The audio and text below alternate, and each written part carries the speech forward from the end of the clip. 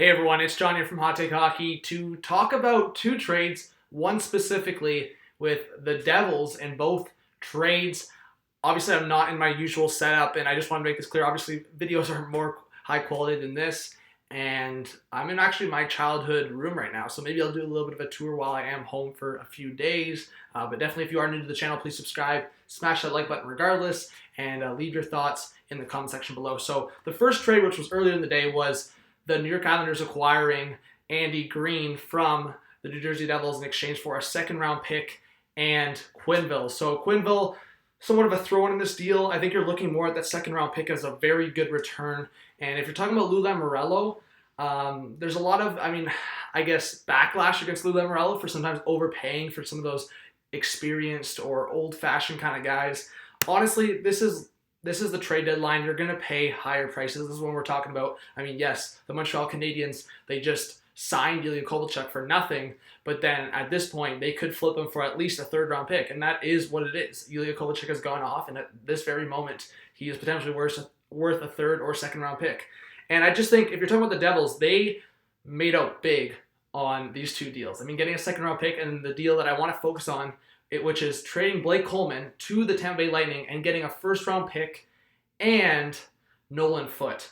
So I think Nolan Foote, forward prospect, he was just drafted in the 2019 NHL entry draft, 27th overall, son of Adam Foote, brother of Cal Foote. So the Lightning had two of the Foote brothers, and now they trade one of them to the Devils. And that first-round pick was the one the Lightning acquired from the Vancouver Canucks in that JT Miller trade. And I think the big thing is, and LeBron tweeted out, and I talked about if the Leafs were going to acquire Coleman or the Bruins, and I think both the Leafs and Bruins didn't want to make this deal because of that. Because if it was the Leafs, you would probably have to trade one of Sandin or Liljegren plus that first-round pick if you're comparing it to this price. Or if you're talking about a forward prospect, it would have to be at the very least a first-round pick and Jeremy Bracco. Maybe even more than that, because I think if you're looking at Foote and Bracco right now, yes, Bracco's put up numbers, but there's kind of some issues around Bracco, so that's kind of the comparable in this. And that's a lot for a guy like Blake Coleman, and I like Blake Coleman. He's a very good top-9 forward. I think the biggest thing here is a $1.8 million cap hit for this year and next. So Nolan Foote's a pretty good prospect, and you're talking about that first pick as well. The Devils make a big here, and I think the Lightning look a little bit bad in this deal because, yes, you're getting a very good contract for this year and next, but you got less than you gave up for Blake Coleman in terms of the JT Miller. So you gave up more than you got for JT Miller. So who's a better player? Definitely JT Miller. Is Blake Coleman kind of the on-paper stuff in terms of contract? He's got that extra year. Yes, that's obviously more attractive.